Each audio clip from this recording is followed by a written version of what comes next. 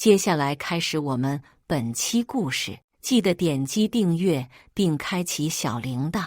我今年40岁，我姓梁，出生在广西南宁。24岁大学毕业的时候，我就立马去找了一份工作。后来通过自己的努力，也拼出了一番事业。有了事业后的我，生活也过得越来越好，人也变得越来越自信，而且找对象要求也特别的高。可能是觉得自己优秀的原因，所以就想找一个优秀的男人。虽然那时候很多人追求我，但是我基本上都拒绝了，因为追求我的那些人都没有一份好的事业，也没有稳定的工作，甚至还有的是整天游手好闲，所以我根本就不想跟这样的人在一起。我要找的男人是跟我一样有上进心，工作认真，不管再苦再累也没有怨言，这样的男人才配得上我，带出去我也才有面子。后来27岁的时候，我遇到了我老公。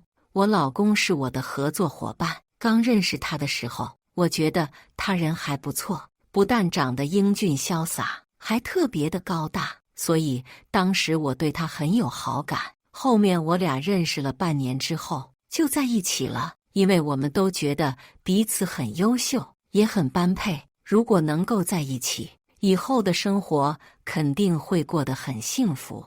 而且在一起后，他也对我特别的好，没有做过什么对不起我的事情。平时我想要什么，他也会尽力满足我。所以老公是一个很好的男人。两人谈了1年之后，就步入了婚姻殿堂。办完婚礼后，老公还带我去外地度度蜜月。当时我觉得老公很幸福，很浪漫，嫁给他我一点都不后悔。后来结婚没多久后，我就有了身孕。原本我还想继续工作的，但由于我孕吐很严重，然后我也正好选择了休产假。怀孕的整个期间都是老公陪我去检查的，不管工作再忙，他都会抽出时间跟我一起去产检。所以老公真的是一个很有责任心又对我很好的男人。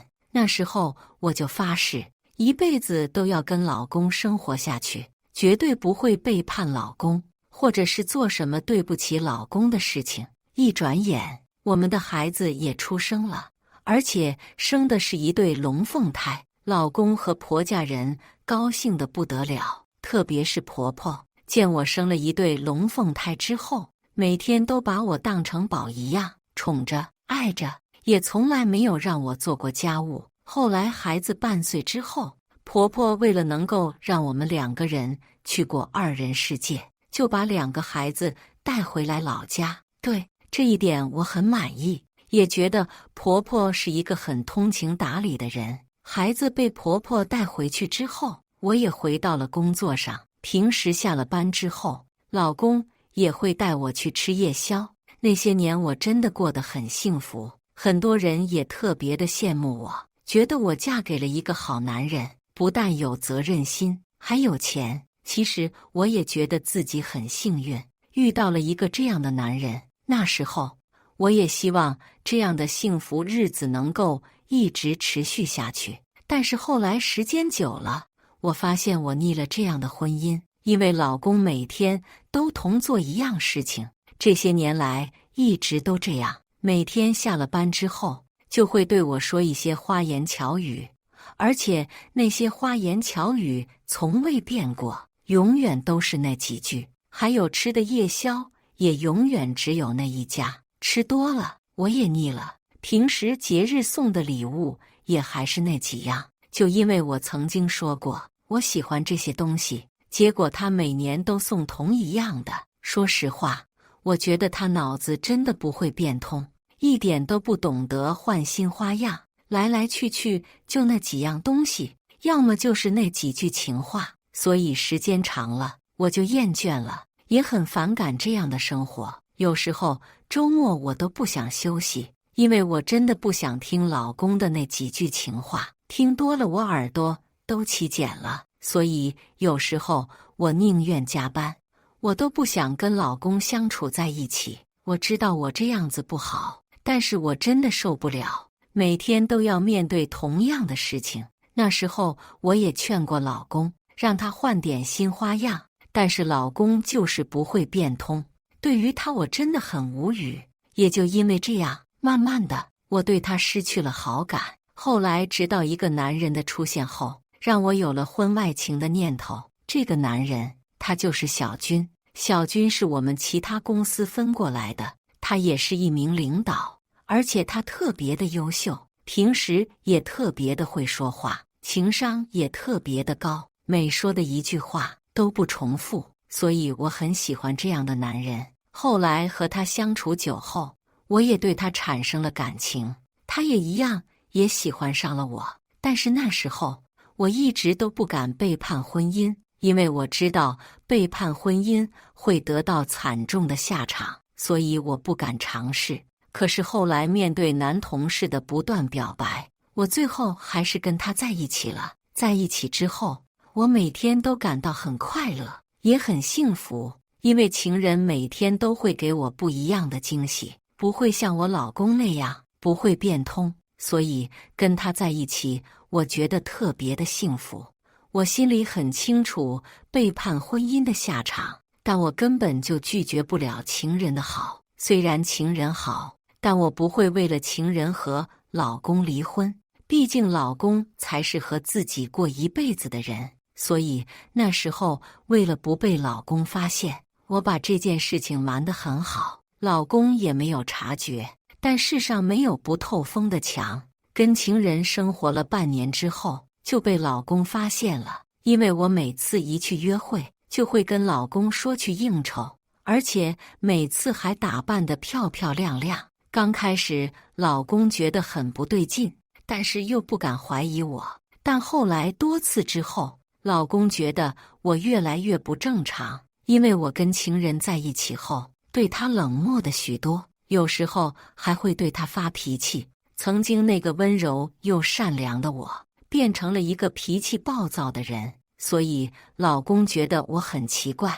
为了查清楚我到底在做什么，有一次我说去应酬的时候，他就偷偷地跟着我，看我到底是不是真的去应酬。结果发现我并没有去，而是跟着别的男人去约会了。老公得知这件事情后，并没有立马离婚，也没有揭穿我，而是想着怎么报复我。他找了一个人去破坏我和情人的感情，让我们两个人吵架，然后再假装去安慰我，让我重新爱上他。等我爱上他之后，他就提出离婚，让我痛苦不已。后来我和情人节真的吵了架，而且还吵了很多次。每次吵完架之后，老公就会安慰我，也开始对我说不同的花言巧语。那一刻，我也感受到了老公爱才是我的最爱，然后也重新爱上了老公。为了不再做这些愧疚的事情，我就回归了家庭。结果没想到，这个时候老公提出了离婚，并且让我净身出户，说出了我背叛婚姻的事情。那一刻我很后悔，也不停地求老公原谅，可是老公死都不原谅我，还说已经把我出轨的证据放到了网上去。我也因为背叛婚姻，最终被上级领导炒鱿鱼了，名声也被损坏了，去到哪里都没人喜欢，也找不到工作。当时我肠子都悔青了，我没想到一场婚外情竟让自己得到了这么狠的报复。在这里我也劝告所有的女人，不要学我，也不要亲手毁掉自己的婚姻，不然整个余生都会活在忏悔当中。故事完，接下来是我们本期第2个故事，记得点击订阅并开启小铃铛。在那个宁静的小镇上，李大海和王红梅的退休生活总以平静著称。他们的日子如同小镇上悠悠流淌的河水，静悄悄的，又宁静致远。然而，这份平静被李大海突如其来的提议打破了。退休生活，他们要开始 AA 制。李大海和王红梅坐在昔日儿时的摇椅上，晚霞洒满小院，橘黄色的光线在两人的脸上跳跃。红梅，我有话跟你说。李大海的话语中带着几分认真。王红梅拿下眼前的针线，笑嘻嘻地看向他，怎么突然这么郑重其事？我觉得咱俩退休后的日子得有个新规矩，咱们平时的开支 AA 制，你看怎么样？李大海终于开了口，声音中带着一点试探。王红梅愣了愣，这提议对于一起走过大半辈子的两个人来说，无疑是奇怪的。AA 制，我们夫妻俩。大海，你这是怎么突然想到的？我看现在年轻人都这么流行，感觉挺好的。咱俩都退休了，收入都固定，这样一人一半，明明白白，不是挺好吗？李大海还是第一次在妻子面前提出这样的想法，他的心里其实也没底。王红梅笑了笑，她深知丈夫心中正藏着一丝忐忑。你要是觉得好，那咱就试试看。不过有一点，这春节家宴咱还是一起办，别的咱能 AA， 但家庭团聚这事，咱得一条心。那当然，咱家的大事儿肯定得齐心协力。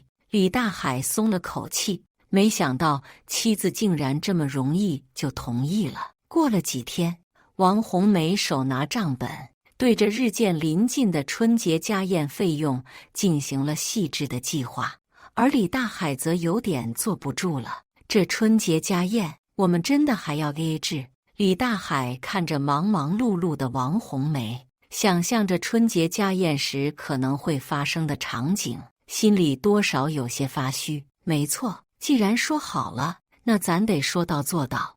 王红梅没有抬头，继续她的算计，但嘴角挂着一丝淡淡的笑。李大海愣在那里，有些话想说，却说不出口。春节家宴，一家人团圆的时刻，要是真按照 AA 制来，会不会有点不近人情呢？王红梅觉察到了李大海的犹豫，她知道这个时候该是自己出面了。大海，你心里是不是有点迟疑？咱结婚这么多年，什么大风大浪没见过，咱俩什么事儿不能商量？说实话，我确实没想过春节办宴会还要自己掏腰包。李大海终于如实说出了自己的顾虑。王红梅抬起头，柔和的眼神中透着坚定。那咱就以这次家宴为起点，好好试试这 AA 制到底行不行。在家里，咱们还能有机会调整，错了，咱再改回来不就得了？看着妻子笃定的模样，李大海的心里不由得温暖了不少。尽管有很多不确定和担心，但他决定还是要尊重妻子的选择。好吧，那咱就这么办。春节的钟声即将敲响，李大海家的窗外已经挂上了喜庆的红灯笼。两个孩子小海和小梅也从各自的城市赶回了这个温暖的家。王红梅则忙碌着，准备着一年一度的春节家宴，邀请了亲朋邻居。家宴变得比往年还要热闹。妈，今年怎么请这么多人啊？小梅帮着摆放餐具，好奇地问道。王红梅露出了一丝神秘的微笑。你们爸提出的 AA 制，妈想借着这次机会，让大家好好体会体会。小海捋着下巴，小声对妹妹说，听起来妈妈似乎有什么计划。王红梅并没有多解释，只是忙前忙后，满脸的笑意。春节的气氛渐渐浓郁起来，人声鼎沸，笑语喧哗。极致宴会开始，客厅中摆放着丰盛佳肴，热气腾腾，香味扑鼻。王红梅故意大声宣布，各位，今年有所不同，我们家尝试了 AA 制，所以今天的家宴，大家稍后会一起分享费用。众人一愣，不过很快，笑声和交谈声又响起来，而李大海的脸色僵了僵，随即尴尬地笑了笑。他原以为家宴不在 AA 制之列，没想到王红梅竟然当众提出来。小海和小梅看到父亲的表情，暗地里交换了一个眼神。小海走到父亲身旁，低声问道：“爸，你真的不介意约制吗？”“介意。”李大海欲言又止，他看着宾客们欢乐的样子，又硬着头皮说：“没事，既然都说了，那就这么办吧。”就在这时，村口的老张带着一瓶酒走了进来。“大海呀，我听说你们家今年 AA 制，我也不混吃混喝，这瓶酒算我份上。”说着，他将酒放在桌上。李大海连忙站起来：“老张，那里的话怎么能让你掏钱呢？”老张笑着摆了摆手：“大海，别这么说，规矩嘛。”宴会进行到一半的时候，小梅悄悄拉住王红梅：“妈，这样真的好吗？”王红梅眼中闪过一丝深意：“梅儿，有些事情说破了就不好玩了。”随着宴会的继续，天色也慢慢暗了下来，一桌人围坐在一起，掌声和欢呼声此起彼伏。但每当提出分摊费用的话题，李大海的脸上就会闪过一丝不自在。小海在一旁观察着，看到父亲的样子，他决定出手调和一下：“爸，今天是个特别的日子，我们不谈钱的事，今天就我来出这份子吧。”王红梅听到儿子的话，目光中透出欣慰。她看到李大海轻松了很多，但似乎心中仍有芥蒂。当晚的宴会在欢声笑语中渐渐落下了帷幕。随着最后一位客人离去，王红梅拍了拍手：“今天的宴会，谢谢大家。”李大海站在一旁，心中的思绪却如江水般澎湃。他知道夜深人静后，和妻子的一番深谈是在所难免的。家宴的气氛虽好，但李大海却感到前所未有的窘迫。在亲朋好友的面前议论纷纷，每有客人掏出钱包，他的心里就像挨了一刀。王红梅虽然尽力维持着宴席的热闹，但仍察觉到了丈夫的不自在。“大海，你看老李那家今年办的家宴真新鲜，还AA制呢。”一位邻居笑着对旁人说。李大海勉强回了一笑，心里却五味杂陈。他开始后悔自己当初的提议，但又不知道该如何是好。就在这时，小海走了过来：“爸，你看起来不太舒服啊，是不是哪里不舒服？”小海关切地问。李大海叹了口气，将心中的苦水吐露了出来：“我只是没想到AA制在咱中国人的传统节日里弄得这么尴尬。”小海听后思考良久，顿时灵机一动：“爸，其实这个家宴，咱们可以有个更传统的方式。你不是一直讲究敬老尊贤吗？不妨咱们以感谢长辈的名义，为他们免单，如何？”李大海看着儿子，少有的释然笑容在脸上展开。这主意不错，但总不能只对长辈这么做。没问题，咱们就以尊老爱幼的名义，给所有人一个惊喜，相信大家都会理解的。小海语气坚定。王红梅在一旁听着，见丈夫和儿子的对话，笑意在她的眼角弯弯。她对小海使了个眼色，轻声说：“我知道你一定有好办法，你来宣布吧。”小海站了起来，清了清喉咙，高声对大家说：“各位亲朋好友，今年的家宴有所不同。由于是 AA 制，作为晚辈，我们觉得应该有孝道的表现，所以今天所有费用由我们晚辈承担，希望大家都能快乐。”话音刚落，宴会现场顿时响起了热烈的掌声，众人脸上都露出感激和满意的笑容。李大海目瞪口呆，没想到儿子竟能用这种方式化解尴尬。他向儿子投去感激的目光：“小海，谢谢你，你做得对。”然而，此时的李大海心中的情绪并没有完全平息，他对王红梅始终还有些不满和困惑。晚宴接近尾声，他找到了王红梅：“红梅，你真的认为耶治是我们的出路吗？李大海语气中夹杂着责问。王红梅轻声回答：大海，我不是真想要耶治，我想要的是你能看到，家应该是温暖的依靠，不是冷冰冰的计算。两人的目光在宴会的余温中凝视着对方，未来的日子里的相处之道，犹如夜空中明亮的星辰，慢慢绽放。宾客散去，家中回归了宁静。李大海坐在沙发上，对于今晚的家宴，心中仍旧波澜不惊。王红梅收拾着桌子，终于停下手中的活，坐到了丈夫的身旁。大海，咱们谈谈心吧。王红梅柔声开口。李大海点点头，眼神透露着一丝期待。红梅，我承认我对耶治的想法是错误的，今晚让我意识到，家人之间最重要的是彼此的理解和支持。